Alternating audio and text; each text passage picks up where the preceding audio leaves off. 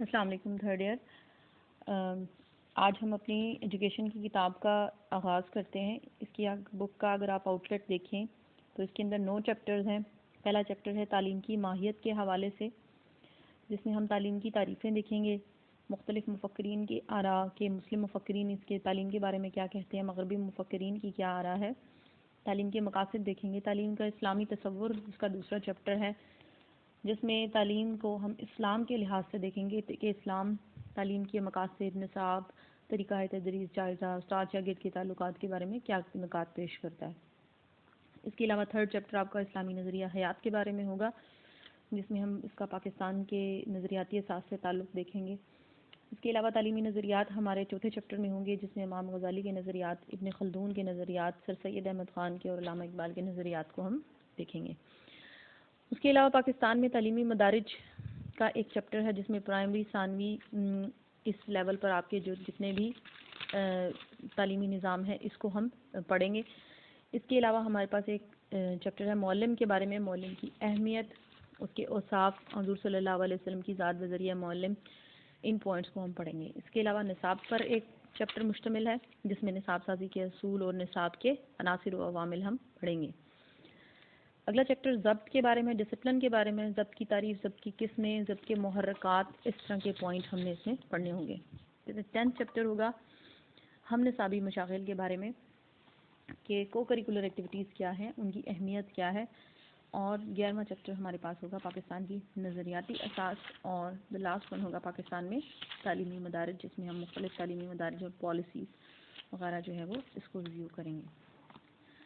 پہلے چیپٹر کی طرف آپ آ جائیں تو تعارف تعلیم ہمارے پاس پہلا چیپٹر ہے۔ تعلیم کا لغوی مفہوم، یہ میں کلاس میں آپ کو انٹروڈکشن دے چکی تھی کہ ایجوکیشن، تعلیم کے لیے ایجوکیشن کا ورڈ استعمال ہوتا ہے۔ ایجوکیشن 2 لاطینی الفاظ سے مل کر بنا ہے، ایڈیوسر اینڈ ایڈوکیئر، اس کو ہم فرسٹ ایئر میں بھی پڑھ چکے ہیں، جس کا مطلب یہ ہے کہ آپ، اللہ تعالیٰ نے آپ کو جو صلاحیتیں عطا کی ہیں ان کو منظر عام پر لا کر ان کی پرورش کرنا، ان کی نمو کرنا جو ہے وہ یہ تعلیم کا کام ہے۔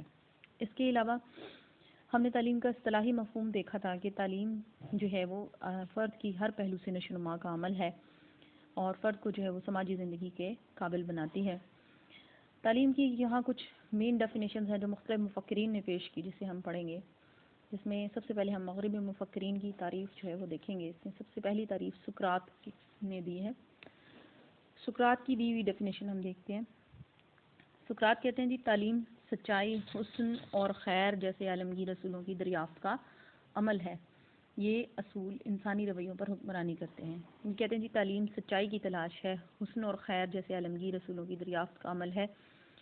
ایسے یہ 3 چیزیں، سچائی، حسن اور خیر، ایسے اصول ہیں جو پوری دنیا میں ایک جیسے ہیں، جنہیں ہمیشہ سچائی کو سچ ہی مانا جائے گا۔ کہیں بھی کسی معاشرے میں نظریات تبدیل ہونے سے سچائی جھوٹ میں تبدیل نہیں ہو جاتی۔ اسی طرح حسن اور خیر ہیں، ان کی تلاش کا عمل، یہ کہتے ہیں جی یہی تعلیم ہے، اور یہ اصول انسانی رویوں پر حکمرانی کرتے ہیں، یعنی یہ سب سے اہم ہے۔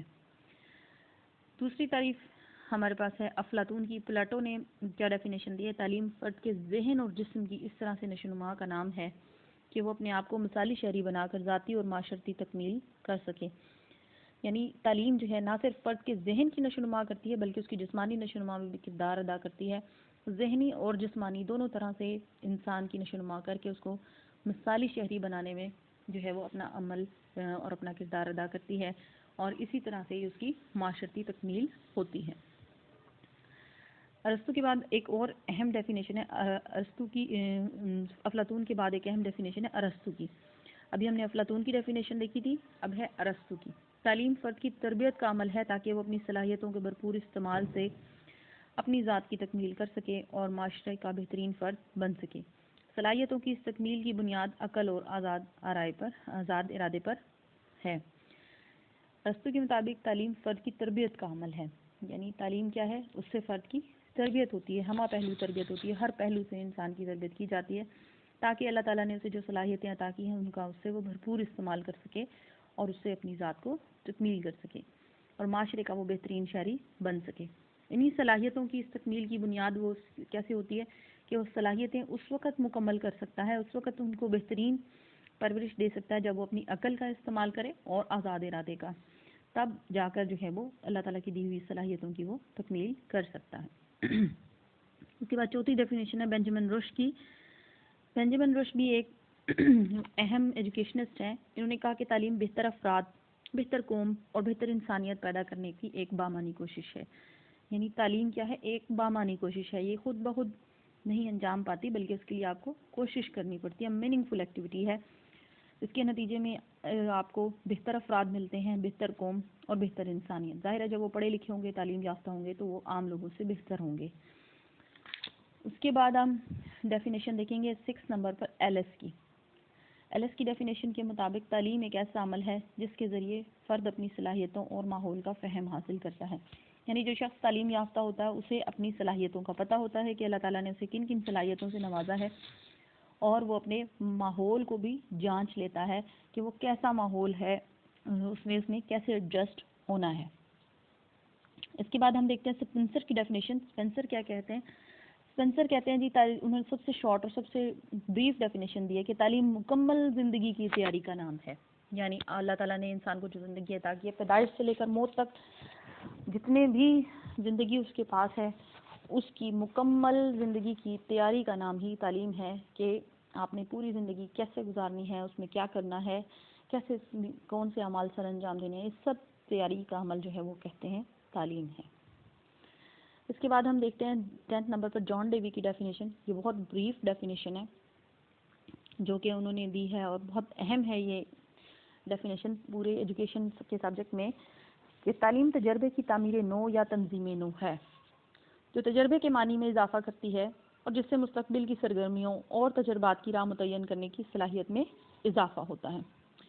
اس ڈیفینیشن میں 2-3 پہلو ہیں جن کو پوائنٹ ٹو پوائنٹ ہم بڑے ڈیٹیل سے ڈسکس کریں گے. آگے آپ کے چیپٹرز میں اس ڈیفینیشن کی فل ایکسپلینیشن ہے. فی الحال ہم اس کو ایکسپلین کریں گے. تعلیم تجربے کی تعمیر نو یا تنظیم نو ہے. تجربے کی تعمیر نو یا تنظیم نو کیا ہے؟ کہ آپ زندگی میں مختلف تجربات سے گزرتے ہیں. جیسے آپ نے شروع کی کلاسز میں، پلے گروپ میں، نرسری میں پڑھی ہوں گی، حروف تہجی پڑھے ہوں گے. حروف تہجی کو پڑھ لینا آپ کا ایک تجربہ ہوگا. اس کے بعد آپ نے حروف تہجی سے الفاظ بنانے سیکھے، الفاظ کے بعد آپ نے جملے بنانے سیکھے. تو ہر تجربہ جو ہے وہ اگلے تجربے کے بعد آپ نے اس کی تعمیر نو کی ہے. یعنی جب آپ نے حروف سیکھے تو اگلے تجربے سے اس کی تعمیر نو ہوئی کہ آپ نے الفاظ بنانے سیکھ لیے. جب الفاظ بنانے سیکھ لیے تو آپ نے جملے بنانے سیکھ لیے. تو اس طرح سے تعمیر نو اور تنظیم نو آپ کے تجربے کی ہوتی رہی ہے. اس سے آپ کے تجربے کے معنی میں اضافہ ہوا ہے، اور اس سے آپ کے مستقبل کی سرگرمیوں کی راہ متعین ہوتی ہے. آپ کو پتہ چلتا ہے کہ آپ ان فیوچر کیا کیا کام کر سکتے ہیں، اور تجربات کی راہ متعین کرنے کی صلاحیت میں بھی اضافہ ہوتا ہے. یعنی تعلیم کیا ہے؟ کہ ہر اسٹیپ پر آپ کو ایک نیا تجربہ پیش آتا ہے، اور پچھلے تجربے کی بنیاد پر آپ اپنے تجربات میں اضافہ کرتے ہوئے آگے بڑھتے چلے جاتے ہیں. یہ دی جان ڈیوی کی ڈیفینیشن ہم نے دیکھی. اس کے بعد ایک ڈیفینیشن آپ اسی میں سے 7 نمبر پوائنٹ پہ ہے، فریڈرک ہربرٹ، اس کی بھی ایڈ کر لیں. تعلیم ایک ایسا عمل ہے جس میں مختلف سرگرمیوں کے ذریعے فرد کی ذات میں اعلیٰ ترین رویے پیدا کیے جاتے ہیں. یعنی تعلیمی عمل سے مختلف سرگرمیاں جو ہیں وہ اسٹوڈنٹس کو پرووائڈ کی جاتی ہیں. ان سرگرمیوں سے کیا ہوتا ہے کہ اسٹوڈنٹس کے اندر اچھے رویے پیدا ہوتے ہیں، اعلیٰ ترین رویے پیدا ہوتے ہیں، جس سے جو ہے وہ اس کی شخصیت کی تکمیل ہوتی ہے. ابھی تک ہم نے تقریباً 8 ڈیفینیشن دیکھی ہیں. اس میں آپ 2 اور ڈیفینیشن ایڈ کر سکتے ہیں جو کہ آپ کو نیکسٹ پیجز پہ مل جائیں گی. جس میں فروبل کی ڈیفینیشن ہے. فروبل کہتے ہیں تعلیم زندگی کو خوشگوار بنانے کی تیاری اور زندگی کے صحیح اصولوں سے واقفیت کا عمل ہے. فروبل کے مطابق تعلیم زندگی کی خوشگوار بنانے کی تیاری ہے، کہ آپ جب تعلیم حاصل کرتے ہیں تو اس سے آپ کی لائف میں چینجز آتے ہیں اور خوشگوار تبدیلیاں آتی ہیں، اور زندگی کے صحیح اصولوں کا سے آپ کو علم ہوتا ہے اور آپ ان پر عمل بھی کر پاتے ہیں. تو فروبل کے مطابق یہ تعلیم کی ڈیفینیشن ہے. آپ اس میں ایک اور ڈیفینیشن ایڈ کر لیں، وہ ہے روسو کی. روسو نیچرلسٹ کے نام سے مشہور ہیں جی. یہ فطرت کے بہت زیادہ فالوور تھے، اس لیے روسو کہتے ہیں جی تعلیم فطری ماحول میں بچے کی انفرادیت کی نشو و نما کا عمل ہے. وہ کہتے ہیں کہ تعلیم جو ہے وہ فطری ماحول میں دی جانی چاہیے. اللہ تعالیٰ نے بچے کو جو انفرادی صلاحیتیں دے کر بھیجا ہے، ان کی نشو و نما کا عمل جو ہے وہ تعلیم ہے. یہ 10 ڈیفینیشن ہو گئی. اس میں ایک آپ ایڈیشنل ایک آدھی کوئی پسٹالوجی کی ایڈ کر سکتے ہیں کہ تعلیم فرد کی صلاحیتوں کی مربوط اور تدریجی نمو کا عمل ہے. کہ تعلیم کے نتیجے میں فرد کی صلاحیتوں کی مربوط کہتے ہیں ایک دوسرے سے جڑے ہونا. تو جو اللہ تعالیٰ نے آپ کو صلاحیتیں دی ہیں وہ بھی ایک دوسرے سے جڑی ہوئی ہیں. جیسے آپ کی جو ذہنی صلاحیتیں ہیں وہ آپ کی جسمانی جذباتی معاشرتی صلاحیتیں یہ آپس میں ایک دوسرے سے جڑی ہوئی ہیں. جب ایک چیز کی نشو و نما ہو رہی ہوتی ہے تو ساتھ ساتھ دوسری چیز کی بھی نشو و نما ہو رہی ہوتی ہے, دوسری صلاحیت کی بھی نشو و نما ہو رہی ہوتی ہے. اور یہ تدریجی نمو کا عمل ہے کہ اسٹیپ بائی اسٹیپ یہ نمو ہوتی ہے, نشو و نما ہوتی ہے. یعنی پہلے آپ ایک اسٹیپ ایک چیز سیکھتے ہیں, پھر دوسری اور پھر تیسری. تو پستالوزی کے مطابق تعلیم کیا ہے کہ فرد کی صلاحیتوں کی مربوط اور تدریجی نمو کا عمل ہے. یہ 10 ڈیفینیشن ہیں مغربی مفکرین کی جو آپ نے تیار کرنی ہیں.